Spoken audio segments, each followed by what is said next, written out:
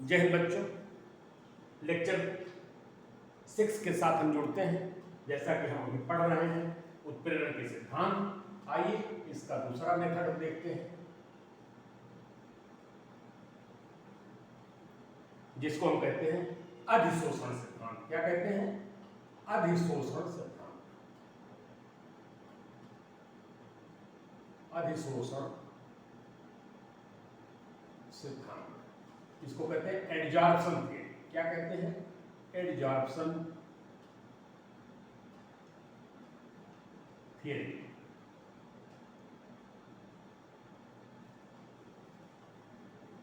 तो अधिशोषण सिद्धांत में हम आगे चलते हैं। आइए देखते हैं एडजॉर्ब करता है किसी भी चीज को।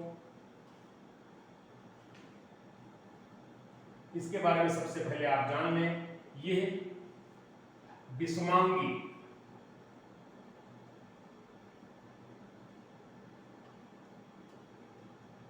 उत्प्रेरण हेतु है। यहां पे आइए एक एग्जांपल जैसे हम यहीं पे ले लें। अभी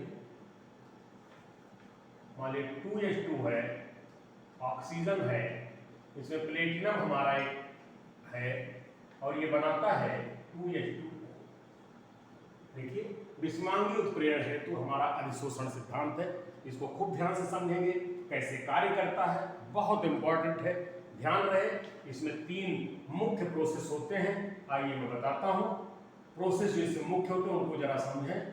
एक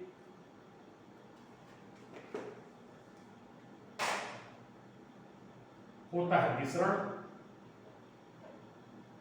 एक प्रोसेस ये है। दूसरा प्रोसेस है अधिशोषण,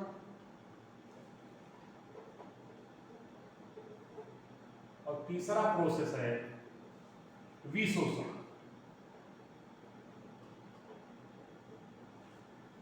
और उसके बाद चौथा फिर से वही हो जाता है विसर्जन। यहां पर ध्यान से देखिए, विसरण, अधिशोषण, विशोषण और विसरण। यहां पर अभिक्रियक का विसरण होता है। किसका होता है? अभिक्रियक, रिएक्टेंट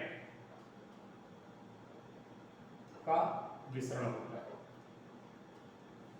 और यहां पर उत्पाद का विसरण होता है, प्रोडक्ट का विसरण होता है। अधिशोषण का मतलब जो हमारा कैटलिस्ट है, इसके मुक्त संयोजकताओं पर इनका विसरण के बाद लग जाना, आपस में क्रिया करना, और क्रिया करके एक मध्यवर्ती कंपाउंड इसमें भी बनाते हैं। ये बाद में जो है विसरण हो जाना, और ये हमेशा दूर रखते हैं जिससे कि ये फिर से फ्री हो जाए कैटलिस्ट। तो आइए जरा इसको देखते हैं, कैसे हम देखते हैं इसको।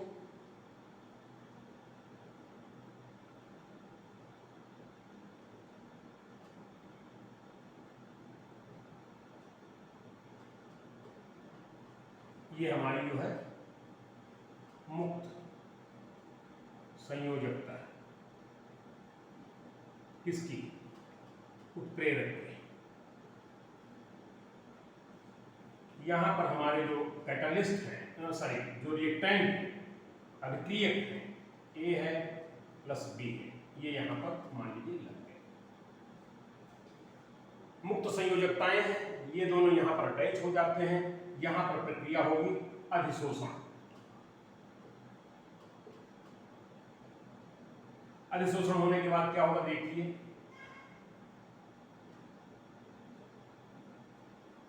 अधिशोषण इनके एज पर ये देखिए, मान लो A और B लग गए। यही फेनोमेना आगे चलता रहेगा, यहां भी अधिशोषण ही होगा। आइए देखिए, एक रूप ये है, दूसरा रूप आइए देखें।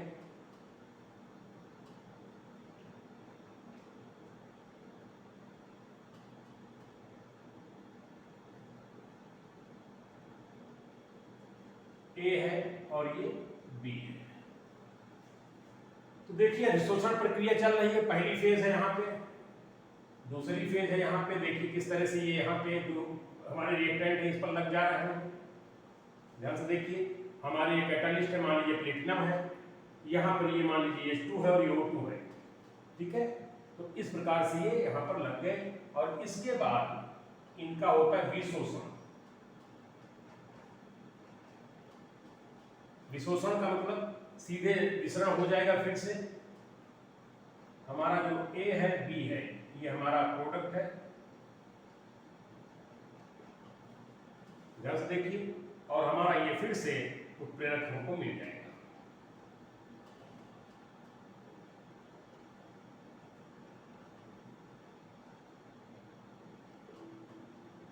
ये हमारा उत्प्रेरक जो है फिर से हमें मिल गया। देखिए अधिशोषण सिद्धांत एडजॉर्सन थियरी विषमांगी उत्प्रेरण के लिए है, जहां पर ये दोनों गैस हैं और ये क्या है, सॉलिड है, ठोस है। आइए,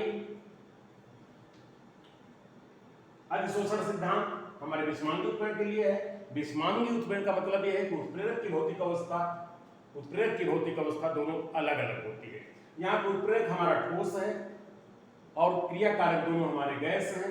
कैसे क्रिया करते हैं? सबसे पहले ये जो हमारा उत्प्रेरक है इसकी संयोजकताएं मुक्त हो जाती है, फ्री हो जाती हैं और इनका विसरण होता है, डिफ्यूजन होता है। डिफ्यूजन होकर के ये इनके सिरे पर अधिशोषित हो जाती हैं, चिपक जाती हैं।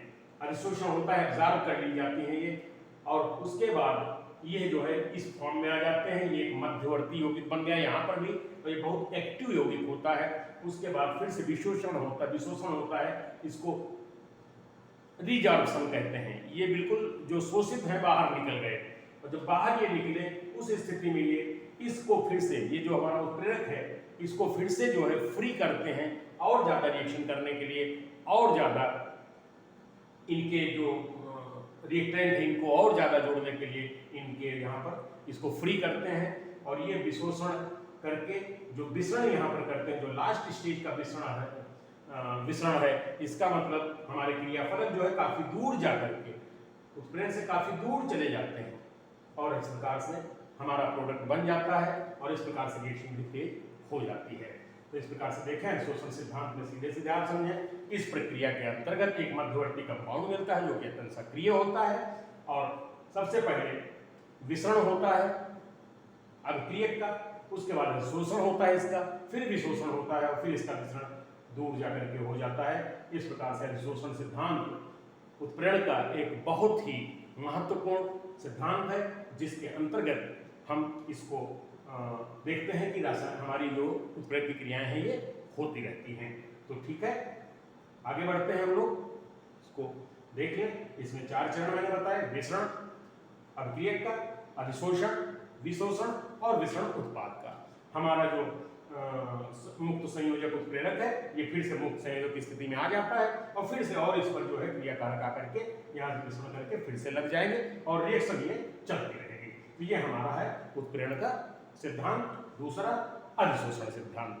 चलिए अगले लेक्चर में फिर जुड़ते हैं अगले टॉपिक के साथ। धन्यवाद बच्चों।